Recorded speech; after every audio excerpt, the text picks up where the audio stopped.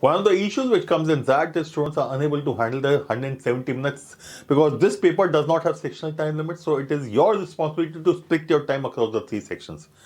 Now, as a rule of thumb, I would say you could start by saying that I will give the maximum amount of time to quantitative aptitude because that section has 28 questions, and not only does it have 28 questions, this is a section where typically the cutoff is higher than the others because over the last few years the QA section has become slightly easier. Okay. Second thing which you need to remember is when it's called DI, as far as decision making and the verbal section, the RC and the verbal ability questions are concerned, their spending extra time does not help you.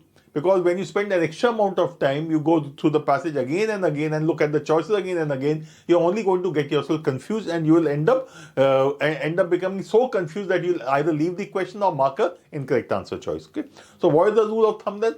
Make sure you spend just sufficient time in the DM and the verbal section, and all the remaining time should go to the quantitative aptitude and DI section. Okay, so my suggestion would be as far as DM is concerned, which has got typically 7 cases with the 21 questions, and about 5 to 6 minutes is good enough, good enough, which means in about 45 minutes you should be able to complete the section. So 7 cases, about 6 minutes per set, and a couple of minutes extra here and there, that gives you about 45 minutes. Similarly, if you look at the verbal section, roughly 60% of the paper, out of those 26 questions, about 15-16 would be typically your RC, and the balance 8 to 10 questions happen to be the verbal ability. The verbal ability question will not take your time. They are either you know or you don't know. Similarly, parajumpers has choices and you should be able to get it fast. And the remaining RC part is where you will take time because these passages are going to be a little difficult to read as compared to CAT and other entrance exams. And even the question you'll find to be a little challenging. Okay.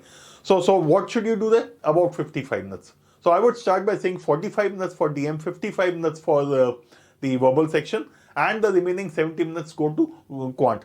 And as I said, the advantage is that in extra time which you have, you can do at least 2 to 3 extra quant questions and improve your score.